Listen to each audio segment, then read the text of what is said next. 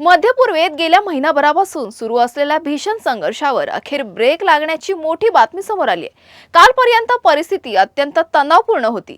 युद्ध आणखीन चिघळण्याची भीती व्यक्त केली जात होती। विशेषतः इराण माघार घेण्याच्या भूमिकेत नसल्यामुळे जागतिक पातळीवर चिंतेचं वातावरण होतं। मात्र दिलेल्या अंतिम मुदतीला अवघा 1 तास शिल्लक असताना अखेर युद्धविरामाची घोषणा करण्यात आली। या निर्णयामुळे संपूर्ण जगाने सुटकेचा निश्वास सोडला आहे। नमस्कार, मी प्रीती खंडागळे, आपण बघत आहात आवाज इंडिया मराठी। आता बघूयात आपला खास आणि स्पेशल रिपोर्ट। मध्यपूर्वेत युद्धविराम, पाकिस्तानच्या मध्यस्थी मागचं राजकारण उघड।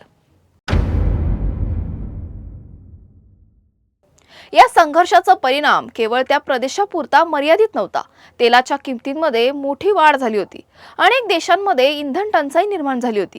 काही ठिकाणी तर लॉकडाऊन सारख्या उपाययोजना कराव्या लागल्या। एलपीजीचा पुरवठा विस्कळीत झाल्यामुळे उद्योगधंद्यावरही गंभीर परिणाम होत होता। भारताच्या दृष्टीने पाहिल्यास देशाकडे असलेल्या पुरेशा साठ्यामुळे मोठा धक्का बसला नाही। मात्र हे युद्ध आणखीन लांबत असलं तर परिस्थिती नियंत्रणाबाहेर जाऊ शकली असती। की आम्ही युद्ध थांबवलं। ट्रम्प, इराणचे राज्यकर्ते आणि इस्रायलचा नेतन्याहू यांना आम्ही एका टेबलावर आणलं आणि जगामध्ये शांततेचा संदेश दिला। हे श्रेय आमच्या महाविश्वगुरूंना का मिळालं नाही? कारण महाविश्वगुरूंना कोणती भूमिकाच नाही। तिथे जगात युद्ध सुरू आहे आणि महाविश्वगुरू केरळ, पश्चिम बंगाल, आसाम, तामिळनाडू येथे आपल्या राजकीय विरोधकांवरती बॉम्ब टाकत होते। महाविश्वगुरू ते बॉम्ब पण कसले? ते तोंडातले बॉम्ब, शब्द बॉम्ब। आणि यांची हत्यारं काय महाविश्वगुरूची? निवडणूक आयोग,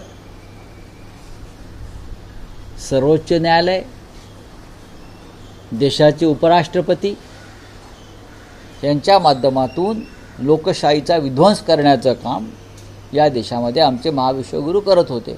आणि तिकडे जागतिक युद्ध थांबवण्याचं श्रेय हे चीन आणि पाकिस्तानने घेतलं आहे। शांती बैठक इस्लामाबादला होणार आहे, लक्षात घ्या। जे इस्लामाबाद तुम्ही ऑपरेशन सिंदूरमध्ये ताब्यात घेणार होतात, ऑपरेशन सिंदूरमध्ये ताब्यात घेणार होतात, तिथे तुम्ही तुमचा झेंडा भाजपचा फडकावणार होतात, तिथे प्रेसिडेंट ट्रम्प, नेतन्याहू, इराणचे राज्यकर्ते बसून जागतिक शांततेवर चर्चा करणार। भारतासाठी अत्यंत लाजिरवाणी गोष्ट आहे। पाकिस्तानची आर्थिक परिस्थिती सध्या कमकुवत आहे। अंतर्गत सुरक्षेच्या समस्यांशी झुंज देणाऱ्या या देशाला अचानक आंतरराष्ट्रीय मध्यस्थ म्हणून कसं स्थान मिळालं? यामागे काही महत्त्वाची कारणं दिसून येतात। पहिलं कारण म्हणजे अमेरिकन नेतृत्वाशी पाकिस्तानने ठेवलेले जवळचे संबंध। पाकिस्तानचे लष्कर प्रमुख आणि राजकीय नेतृत्व यांनी अमेरिकन प्रशासनाला सातत्याने पाठिंबा दिला, आंतरराष्ट्रीय पातळीवर अमेरिकेच्या निर्णयांचं समर्थन केलं। तर दुसरं कारण म्हणजे जागतिक राजकारणातील बदलती समीकरणं। अनेक पारंपरिक मित्र देशांशी अमेरिकेचे संबंध ताणले गेलेले असताना पाकिस्तानने स्वतःला एक विश्वासू भागीदार म्हणून सादर केलं। तर तिसरं आणि महत्त्वाचं कारण म्हणजे भारत पाकिस्तान संबंधांचा संदर्भ। भारताने नेहमी स्वायत्त भूमिका घेतली आहे, कोणत्याही बाह्य हस्तक्षेपाशिवाय निर्णय घेण्याची भूमिका कायम ठेवली आहे। याउलट पाकिस्तानने अमेरिकेच्या भूमिकेला खुलेपणानं पाठिंबा दिलाय।